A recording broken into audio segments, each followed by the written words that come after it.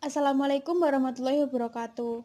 Saya Nama Bika Wisari, NIM 1905 1214046 dari Prodi Sistem Informasi 2019A. Kali ini saya akan menjelaskan tentang subnetting dan juga mensimulasikannya pada aplikasi Cisco Packet Tracer. Jadi, apa sih subnetting itu? Subnetting adalah proses membagi sebuah network menjadi beberapa subnetwork. Subnetting hanya dilakukan pada IP address kelas A, kelas B, dan kelas C. Dengan subnetting akan menciptakan beberapa network tambahan, tetapi mengurangi jumlah maksimum host yang ada dalam tiap network tersebut. Prinsip subnetting adalah memperbanyak network ID dari suatu network ID yang sudah ada, di mana sebagian host ID dikorbankan untuk digunakan dalam membuat ID host tambahan.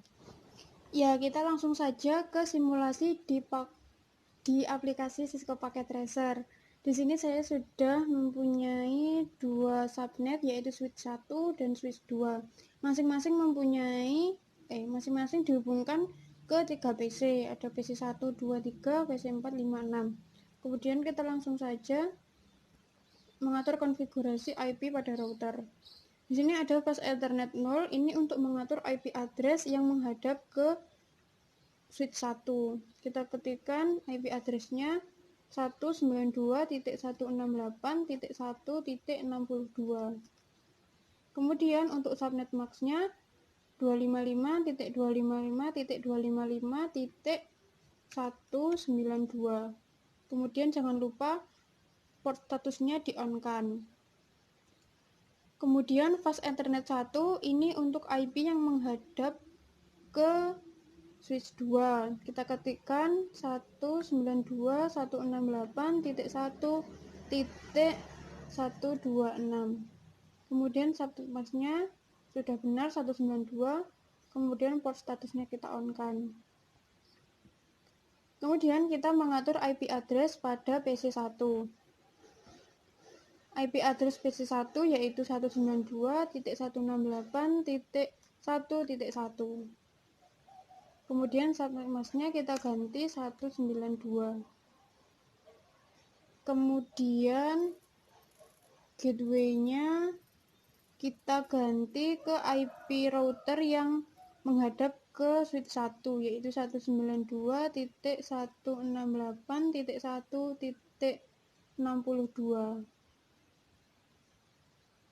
Kemudian IP PC 2 192.168.1.2. Kemudian subnet mask-nya 192. Gateway-nya sama seperti PC 1, 192.168.1.62.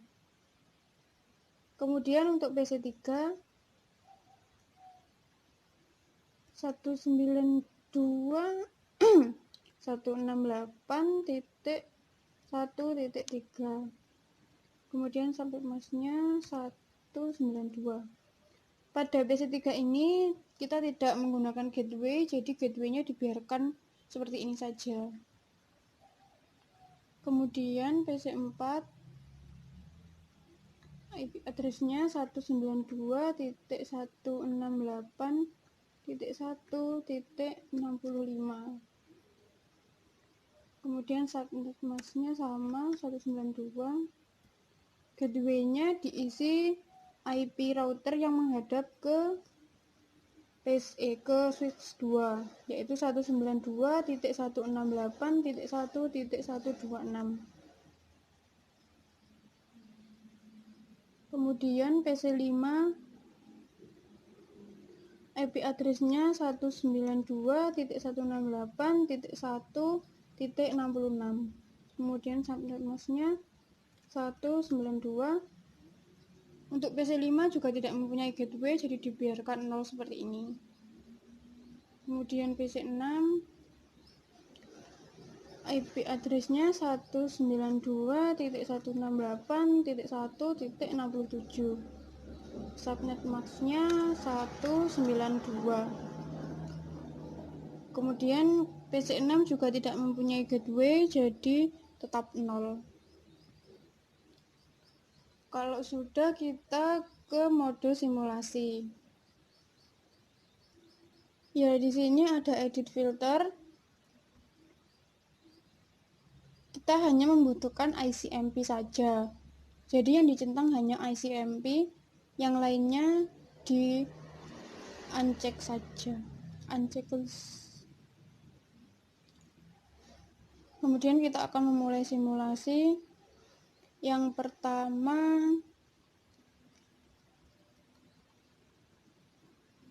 kita akan mengirimkan paket Simple PDU dari PC1 ke PC3. Ya ampun, ruangmu.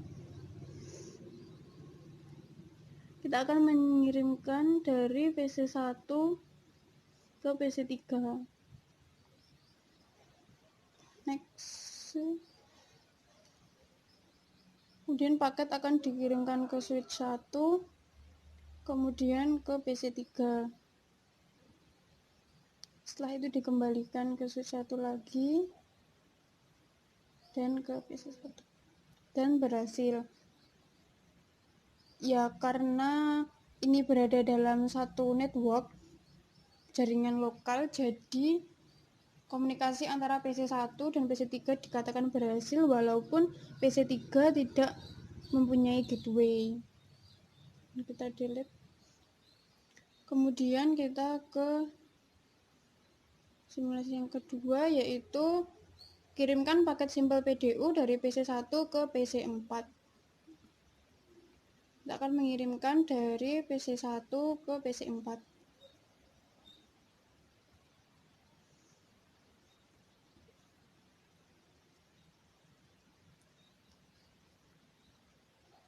Setelah kita ulangi, kita delete dulu. Kita akan mengirimkan dari PC1 ke PC4.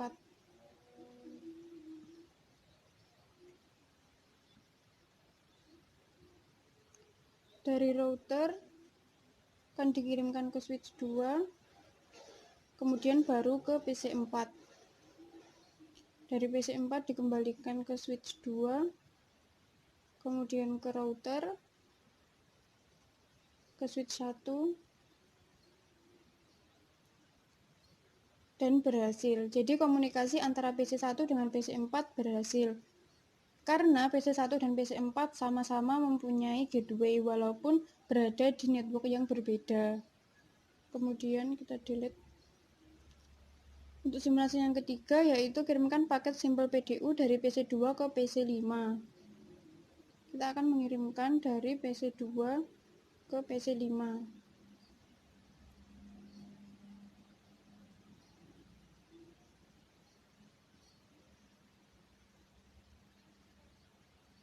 Kita ulangi.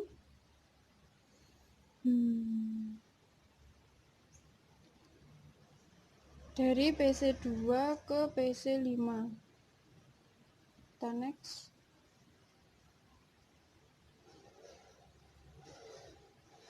Dari router ini akan dikirimkan ke switch 2, kemudian ke PC5. Ya, tapi di sini muncul tanda X karena PC5 tidak mempunyai gateway. Jadi PC5 tidak bisa mengembalikan paket yang dikirimkan oleh PC2. Kemudian yang keempat, kirimkan paket Simple PDU dari PC3 ke PC6. Kita akan mengirimkan dari PC3 ke PC6.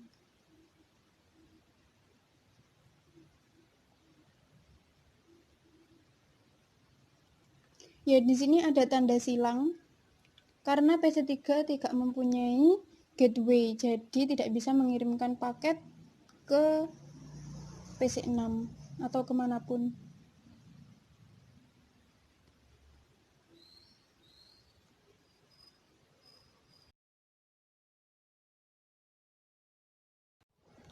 Kemudian kita kembali ke mode real time.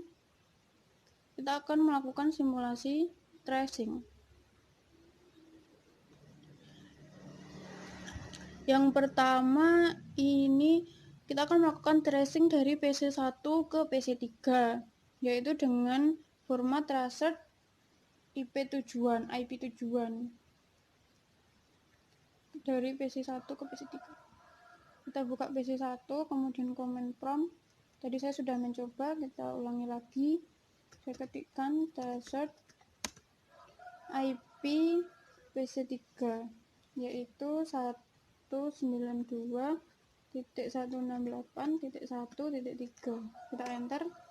Ya, di sini keterangannya trace complete, jadi tracing berhasil.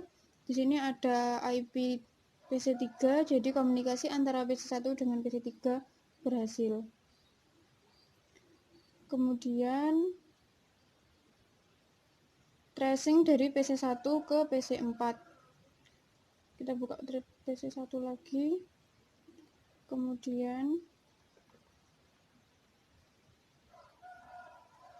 kita akan melakukan traced ke PC4. Kita ketikkan 192.168.1.65. Kita enter. Ya, di sini keterangannya trace complete, jadi tracing berhasil. Di sini ada dua. Yang pertama ini adalah IP dari router, karena sebelum sampai ke PC4 paket tadi disalurkan ke router dahulu. Kemudian di sini ada IP PC4, jadi tracing berhasil. Komunikasi antara PC1 dengan PC4 dapat dikatakan berhasil. Kemudian tracing dari PC2 ke PC5. Dari PC2 kita buka command prompt, kita ketikkan traced, kemudian IP PC5 192.168.1.66. Kita enter. Ya, ini hanya ada IP dari router, karena karena PC5 tidak mempunyai gateway, jadi tidak tercatat di sini. Kemudian ini di bawahnya ada request timeout, jadi komunikasi antara PC2 dengan PC5 tidak berhasil. Nanti kalau diteruskan jadinya seperti atas ini, request timeout terus. Kemudian yang terakhir, tracing dari PC3 ke PC6. Dari PC3 kita buka command prompt, kita ketikkan traced, kemudian IP PC6 192.168.1.67. Kita enter. Masih menunggu.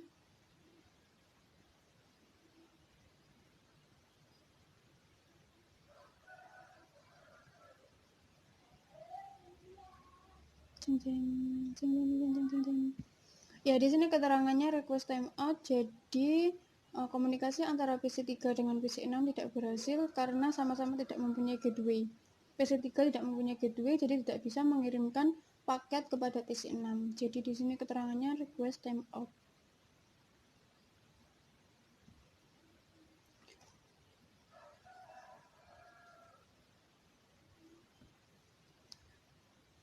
Sekian yang dapat saya sampaikan. Wassalamualaikum warahmatullahi wabarakatuh.